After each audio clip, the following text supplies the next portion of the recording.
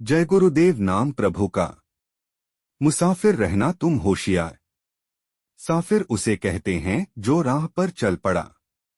संतों महात्माओं की राह पर जो चल पड़ता है उसे महात्मा हर प्रकार से समझाते हैं कि भाई तुम होशियारी से अपनी मंजिल तय करो। बहुत सावधानी और सतर्कता से अपने रास्ते पर आगे बढ़ो। वे ऐसा क्यों कहते हैं? इसका उत्तर भी स्पष्ट करते हैं कि ठग ने जाल बिछाया जाव, ठगों के जाल बड़े गहरे और पेचीदे होते हैं और चारों तरफ फैले हुए हैं। वे कब और किस तरह से तुम्हें लूट लें, कुछ कहा नहीं जा सकता। अंतर साधना के मार्ग में कालमाया के जाल इतने गहरे हैं कि बड़े बड़े तपस्वी ऋषिमुनि भी लूट लिए गए हैं। पूरे जीवन की तपस्या, साधना और योग एक क्षण में समाप्त हो जाते हैं। इसलिए महात्मा जीवों को समझाते हैं कि तुम होशियारी से अपनी मंजिल की ओर बढ़ो। बाहर और भीतर दोनों ओर काल और माया का जाल बिछा है। धर्म स्थलों और महापुरुषों के पास भी उसका जाल फैला हुआ है। जो महात्माओं के वचनों पर कुर्बान हो जाते हैं वे तो पार हो जाते हैं। जिन्होंने लापरवाही की वे लूट लिए जाते हैं। हमसफर बनकर, दोस्त बनकर लोगों को लूट लिया जाता है।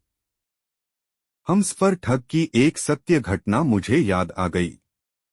एक व्यापारी बंबई से नकद रुपए लेकर अपने गांव के लिए चला। काशी एक्सप्रेस में वह बैठा। उसके डिब्बे में एक और यात्री बैठा था। दोनों के बीच बातचीत शुरू हो गई। बातों के दौरान व्यापारी को पता चला कि वह यात्री भी उसी गांव के पास का रहने वाला है। परिचय ने मित्रता का रूप ले लिया और फिर खानपान की सीमा पार हो गई। गाड़ी की रफ्तार के साथ ही उनकी मित्रता भी बढ़ती गई। रात में करीब 10 बजे एक स्टेशन पर गाड़ी रुकी।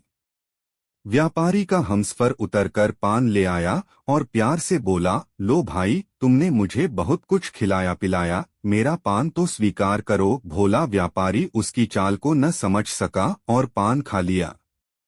पान खाने के बाद उसे लगा कि उसकी चेतना शून्य हो रही है। उसे चक्कर आने लगे और वह एकदम अचेत हो गया। उसकी आंखें बंद हो गईं। बाहर से वह अचेत था लेकिन अंदर उसे एहसास हो रहा था कि कोई उसके ऊपर चढ़कर उसकी कमीज के नीचे से बनियान फाड़ रहा है और कुछ खींच रहा है। बेचारा व्यापारी लूट लिया गया। जब उसकी चेतना इलाहाबाद के बाद लौटी तब तक उसका हमसफर कब का उतर चुका था।